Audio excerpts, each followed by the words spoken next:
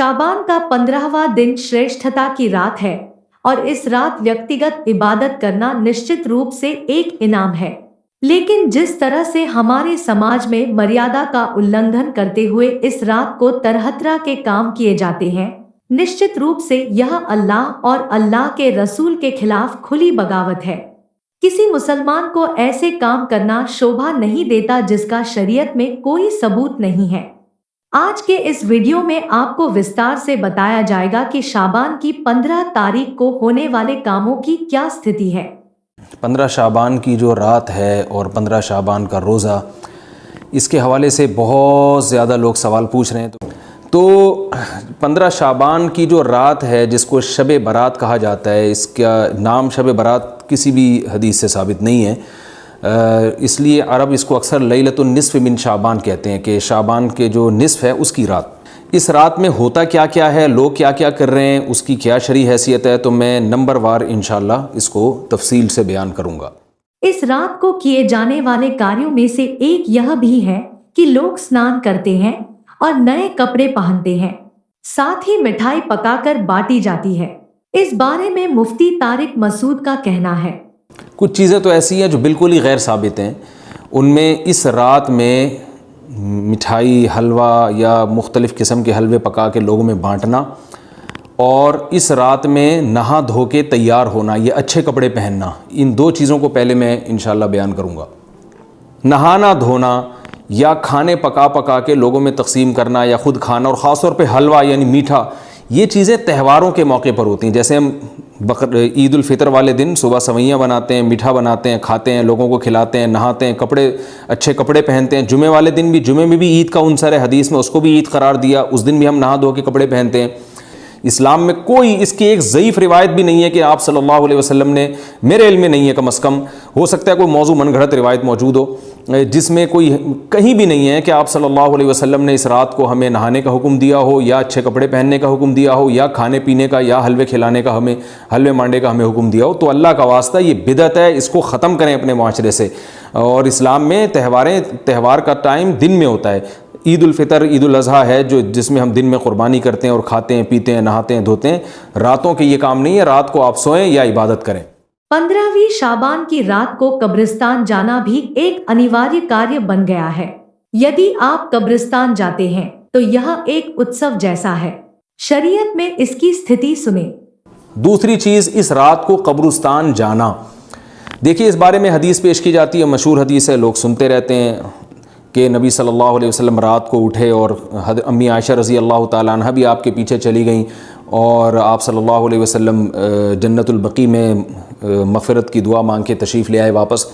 तो ये हदीस इंतहाई दर्जे की ज़ईफ़ हदीस है, और एक तो ज़ईफ़ हदीस है, दूसरी बात ये कि अगर हम थोड़ी देर के लिए फ़र्ज़ कर लें ये सही हदीस है और हम कहते हैं कि भाई नबी सल्लल्लाहु अलैहि वसल्लम ने ये अमल किया है, तो सहाबा में से किसी से ज़ईफ़ हदीस से भी साबित नहीं है कि कोई इस रात कब्रिस्तान गए हों। हज़रत अबू बकर के बारे में कोई रिवायत नहीं मिलती कि इस रात कब्रिस्तान गए हों, हज़रत उमर के बारे में कोई रिवायत नहीं मिलती, ये किसी एक सहाबी के बारे में नहीं। तो आप मुझे बताएं कि ये कैसी सुन्नत है कि जो सहाबा की समझ में नहीं आई और हमारी समझ में आ गई है। लेकिन हमारी राय क्या है, हम ये कहते हैं कि लौ कान खैरन लसबकूना इलैहि, कि अगर कोई भी खैर का काम है तो सहाबा हमसे ज़रूर इसमें पहल करेंगे। ये हो नहीं सकता कि खैर का काम हो हम करें और सहाबा ने ना किया हो। तो इसी तरह मैं ये अर्ज़ करता हूँ कि देखें, अगर कब्रिस्तान जाना इस रात में सुन्नत अमल होता तो सहाबा यकीनन जाया करते। कोई एक सहाबी तो गया हो, ये कैसी बात है जो सहाबा की समझ में नहीं आई और हमारी समझ में आ रही है और हम कब्रिस्तान जा रहे हैं इस रात को। चलें अगला स्टेप थोड़ी देर के लिए फ़र्ज़ कर लेते हैं कि नबी सल्लल्लाहु अलैहि वसल्लम जो एक रात कब्रिस्तान गए, फ़र्ज़ कर लें वो हदीस भी सही है, मान लेते हैं कि इस रात कब्रिस्तान जाना सुन्नत है। तो आप मुझे बताएं, नबी ने जो अमल जिस तरह से किया हो उस तरह से सुन्नत होगा, या आप अपनी तरफ से, जिसको हम पश्तो में कहते हैं अख्पल तरीके से करना सुन्नत है। नबी ने फ़जर की 2 रकतें पढ़ी हैं और हर रकत में 2 सजदे किए हैं। आप अगर फ़जर की 3 रकतें पढ़ेंगे तो क्या नमाज हो जाएगी आपकी? अब आप दलील में ये कहें कि नबी ने फ़जर की नमाज़ पढ़ी है तो मुझ पर भी लाजिम है, तो भाई नबी ने पढ़ी है तो जैसे नबी के पढ़ने से आप पर पढ़ना लाजिम हो गया, तो जिस तरह से पढ़ी है उसी तरह पढ़ना लाजिम होगा, अख्पल तरीके से पढ़ना लाजिम नहीं होगा। تو اسی طرح یاد رکھیں، فرض کر لیں کہ نبی قبرستان گئے ہیں اور یہ قبرستان جانا سنت ہے، تو نبی کس طرح گئے ہیں اور کتنی دفعہ گئے ہیں؟ نبی رات کو چپکے سے اٹھ کے گئے ہیں، کوئی کسی کو آپ نے جمع نہیں کیا، کسی کو بتایا تک نہیں، جو اس حدیث سے پتہ چل رہا ہے ہمیں، اگرچہ یہ ضعیف حدیث ہے لیکن فرض کر لیں یہ صحیح ہے، تو کہیں پتہ بھی نہیں چل رہا، چپکے سے قبرستان گئے اور چپکے سے واپس آئے، اور پوری زندگی میں ایک دفعہ گئے، جبکہ ہمارے ہاں ہر سال قبرستان میں لوگ جا رہے ہیں، جب بھی شب برات آتی ہے لوگ قبرستان جاتے ہیں، ہر سال، نبی ایک دفعہ گئے اور آپ ہر سال جا رہے ہیں۔ نمبر 2، جاتے جتھوں کی شکل میں، نبی تو چپکے سے گئے ہیں، تو آپ رات کو 2-2:30 بجے ذرا چپکے سے اٹھیں اور تنہائی میں جب قبرستان میں وحشت ہو اور اندھیرا ہو اور وہاں قبرستان جائیں، اتنا دم ہے آپ میں، تو ہم کہیں گے بھئی آپ نے نبی کی سنت کو زندہ کیا ہے۔ لیکن آپ تو جتھوں کی شکل میں جا رہے ہیں، نہا دھو کے جا رہے ہیں، خوشبو لگا کے جا رہے ہیں، تیار ہو کے جا رہے ہیں، اور جو کچھ وہاں خرافات ہو رہی ہیں قبرستان میں وہ تو ساری دنیا کو معلوم ہے، میلے ٹھیلے لگے ہوئے ہیں وہاں پہ، گولے گنڈے بک رہے ہیں، برگر بک رہے ہیں، گول گپے بک رہے ہیں وہاں پہ، اور پھول الگ بک رہے ہیں، ہار پھول قبروں پہ چڑھانے کے لیے۔ کیا بدماشی ہے یہ، کیا منہ دکھائیں گے رسول اللہ صلی اللہ علیہ وسلم کو قیامت کے دن؟ آپ کے سامنے کیا وہ حدیث نہیں ہے کہ نبی صلی اللہ علیہ وسلم نے فرمایا کہ روایت میں آتا ہے کہ کچھ لوگ قرب میدان حشر میں آئیں گے تو ان کے چہرے ایسے ہوں گے جیسے میری امت کے چہرے ہوتے ہیں، میری امت کی شکل ہوتی ہے، حدیث کا مفہوم میں بیان کر رہا ہوں۔ تو جب وہ حوض کوثر کا پانی پینے کے لیے میرے پاس آئیں گے تو فرشتے ان کو بھگائیں گے، سحقن سحقن، تو آپ صلی اللہ علیہ وسلم پوچھیں گے یہ تو میری امت ہے، آپ تو فرشتے کیا کہیں گے کہ یہ آپ کی وہ امت ہے جنہوں نے آپ کے دنیا سے جانے کے بعد دین میں ایسی چیزیں ایجاد کر لی تھیں جن کا آپ نے حکم نہیں دیا، تو آپ کیا فرمائیں گے؟ سحقن سحقن، دور کرو ان سے۔ تو ایسا نہ ہو کہ ہم قیامت کے دن رسول اللہ صلی اللہ علیہ وسلم کی شفاعت سے محروم ہو جائیں۔ تو اللہ کا واسطہ قبرستان مت جائیں اس رات، گھر میں بیٹھیں آرام سے، یہیں بیٹھ کے میت کے لیے مغفرت کی دعا کریں، اور اگر آپ سمجھتے ہیں نہیں یہ حدیث بالکل صحیح ہے اور جانا لازمی ہے تو پھر تنہائی میں جائیں، ایسے قبرستان کا انتخاب کریں جہاں آپ کے علاوہ کوئی بھی نہ ہو، اور پھر چپکے سے جائیں اور پتلی گلی سے واپس آ جائیں آپ۔ اگرچہ ہم تو اس کو بھی نہیں مانتے لیکن اگر کرنا ہے تو پھر اس طریقے سے عمل کریں، اگر آپ حدیث کو فالو کرنا چاہتے ہیں آپ اپنے خیال کے مطابق۔ ایک وچار یہ بھی ہے کہ قرآن 15ویں شعبان کی رات کو اوترت ہوا تھا اور اس رات میں قسمت لکھی جاتی ہے، کیا اس کا کوئی پرمان ہے؟ آپ بھی سنیے۔ تو یہ دو باتیں ہو گئیں۔ ایک تیسری چیز کیا ہے، کیا قرآن اس رات میں نازل ہوا ہے اور تقدیر کے فیصلے اس رات میں ہوتے ہیں؟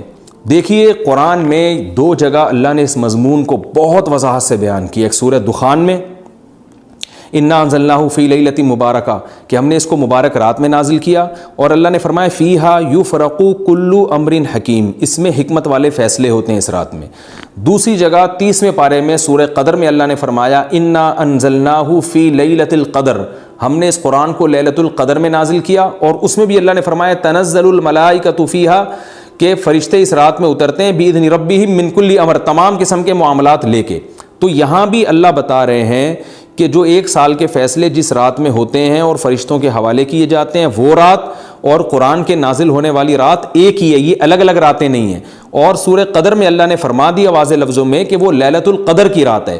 تو اتنی وضاحت کے بعد پھر یہ کہنا کہ اس رات میں قرآن نازل ہوا تھا جبکہ اس کے بارے میں کوئی صحیح حدیث موجود بھی نہیں ہے، ضعیف یا موضوع روایتیں ہیں، تو یہ بالکل قرآن پر میں سمجھتا ہوں کہ یہ ٹھیک نہیں ہے، بالکل دلیل کے لحاظ سے یہ کمزور بات ہے۔ تو جو بالکل بے غبار بات ہے وہ یہی ہے کہ اللہ تعالیٰ نے قرآن مجید کو لیلۃ القدر میں نازل کیا جو رمضان کے آخری عشرے میں ہوتی ہے، اور اسی لیلۃ القدر میں فیصلے بھی ہوتے ہیں۔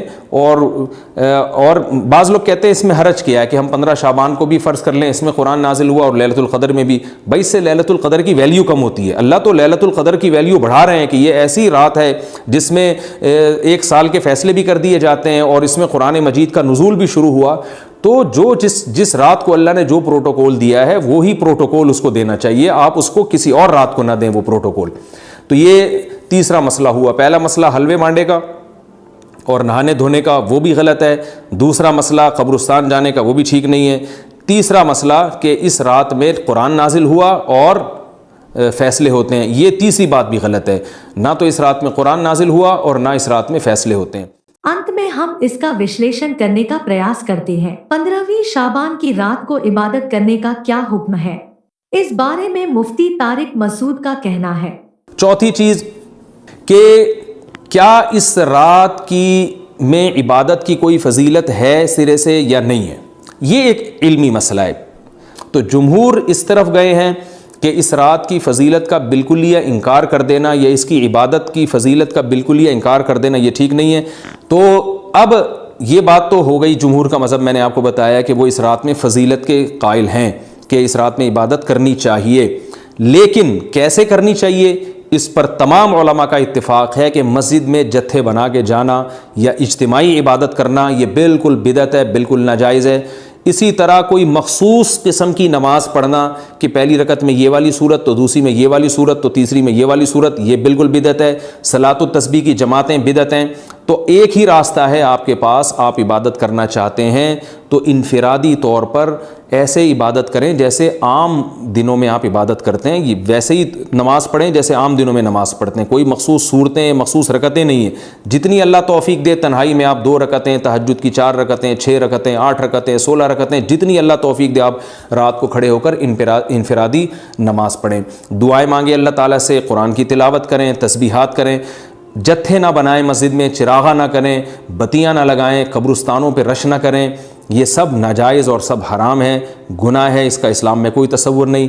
کرنا ہے تو صرف ایک کام آپ کر سکتے ہیں کہ صرف عبادت کریں، اور اللہ کی رحمت سے امید کی جا سکتی ہے کہ اللہ تعالیٰ اس رات میں آپ کو عبادت کا دوسری راتوں کی نسبت ثواب عطا فرمائے گا، کیونکہ آپ اگر جمہور علماء کو فالو کر رہے ہیں تو ہمیں یعنی جن کے پاس علم نہیں ہے تو ان کو علماء ہی کو فالو کرنے کا اللہ نے حکم دیا ہے، تو آپ جمہور علماء کی رائے پر عمل کرتے ہوئے اگر عبادت کرنا چاہیں تو اللہ کی رحمت سے امید ہے کہ انشاءاللہ آپ کو ثواب ملے گا۔ لیکن عبادت کا کوئی مخصوص طریقہ ہرگز نہیں ہے۔ پمفلیٹ بٹ رہے ہوتے ہیں کہ یہ والی صورت پڑھنے سے یہ ہو جائے گا تو یہ والی صورت پڑھنے سے یہ ہو جائے گا، یہ بالکل غلط ہے۔ تو انفرادی عبادت ہوگی اور ایسے ہی عبادت کا طریقہ ہوگا جیسے پورے سال ہوتا ہے، نماز اسی طرح پڑھی جائے گی جیسے پورے سال پڑھی جاتی ہے، دعائیں مانگی جائیں گی، اپنے طور پر اجتماعی سطح پہ کوئی عمل نہ کیا جائے۔ اللہ تعالیٰ سے دعا ہے کہ اللہ تعالیٰ ہمیں سمجھنے کی، عمل کرنے کی توفیق عطا فرمائے۔